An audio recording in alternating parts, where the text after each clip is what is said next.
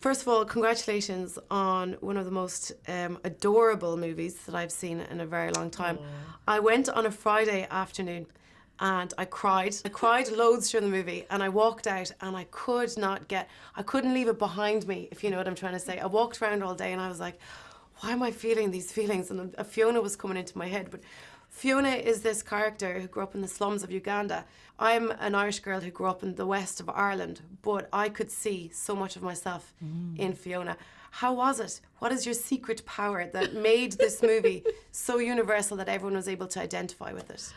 Well, thank you so much. And that was exactly my intention, to bring my street and my people to your street and to make you see yourself in it, because that is really what life is like. And we don't really see the other side of the world, especially Africa. It's always the dark continent. It's always the tales of despair and dictatorship. It is never the everyday joy and dignity of our real people. And Kampala happens to be my home. I lived there 20-something years. And this kind of lifeist quality of embracing life at all, against all odds, but really dancing despite half an inch of water in your basin or not much in your stomach. And this emphasis to educate oneself, all these things are unknown, but that is really what is known around me.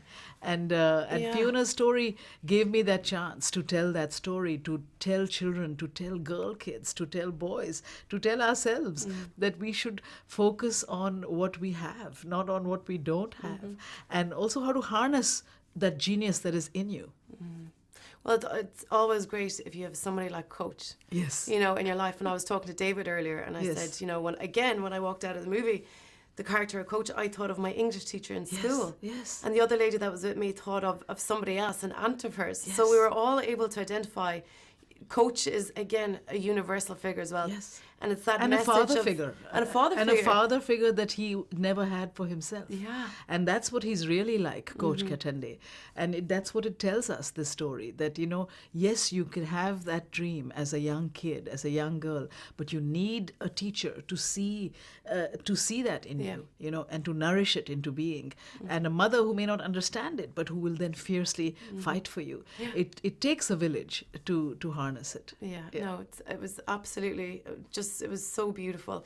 And obviously I fell madly in love with, absolutely madly in love with the character of Fiona. Yeah. How did you come to cast Medina in it? Well, Medina Nalwanga, who plays Fiona Mutesi, is a remarkable discovery. I saw her, she was dancing in a hotel dance troupe on Sunday evenings for tourists, and she, just remarkable, riveting magnetism really in her face. And this lifeist quality, like greedy for life, in those eyes. And the beautiful thing is Medina is a dancer. She's artistically disciplined. She has a great balletic grace in her physicality, and she has an incredibly focused and grounded, person. And also, oddly and beautifully, comes from a very similar life that Fiona did.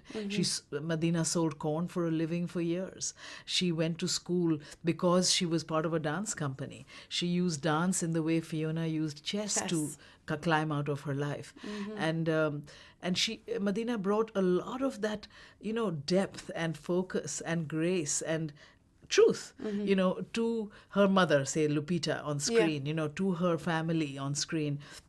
They really bonded as a kind of real family. They still call Lupita Mama, and that's it. That's just the way it is, There does seem to be a real air of, I've watched different interviews and I've read up that this movie is like a labour of love. Is that people are very happy to have gotten involved in this movie, in the first place. Yes. How was it that you came to be involved in directing this movie? Tendo Nagenda, who is a Ugandan vice president of production at Disney, actually visited me in Kampala some 4 years ago, and came over to my garden and told me about this girl, Fiona Mutesi, a little article in a sports magazine that he had read and bought the life stories rights for, and about this girl who was now 15 minutes from our home where I was standing, going off to the Russian Chess Olympics to become a grandmaster, completely illiterate. And that story of people who are considered like outside any society, who find their way in or who create their own path has always been a story that has inspired me, you know. And so I immediately was interested and then met Fiona and Robert and Harriet and gradually built the screenplay of the story that you see as Queen of Katwe, piece by piece from real life and themselves. And yes, I mean, and Disney really embraced that kind of prismatic world that I was bringing to them rather than the sort of traditional sports genre trajectory, you know. Yeah. And that's the radical thing about Queen of Katwe is it's really not sugar-coated. It's not sanitized. It's in a sense not Disneyfied. And Disney really trusted me completely and now is being thankfully commended, Oh, you know, for definitely. bringing the truth of our Africa on screen.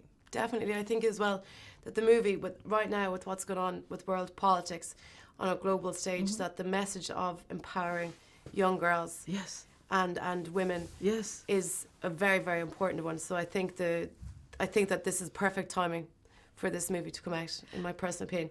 Can I talk to you very quickly about the soundtrack? Yes. It is one of the best soundtracks that I've heard from a movie in a really long time.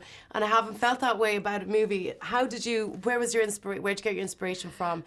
I know you worked with Alex Heves. Yes. And he worked on The Last King of Scotland, so Yeah, well, he would the have the first- Ugandan yeah. Afrobeat, sorry. Yeah. Well, first is the Queen of Katwe takes place on the streets of Katwe. And the streets of Katwe abound with music, with Ugandan pop, with Afrobeat, with Nigerian dancehall music. You know, it's really a vibrant sound that is also not familiar with the rest of the world. And it's cutting edge for me. I love it.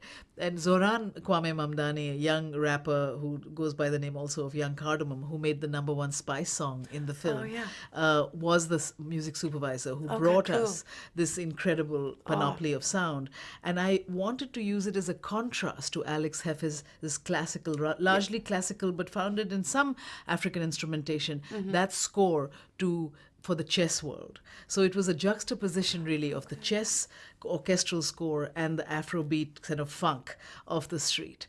And that's what I wanted to go for. And I had a lot of great talents in Alex and Zoran in, you know, bringing it together. You have me looking up Ugandan musicians now, you know, which is, I swear you do. I walked away and the soundtrack was like, that's really, really cool. And it's available, the soundtrack of Queen of Katwe. Well, I will definitely be telling everyone about it. Thank you Please, so much. thank you very much.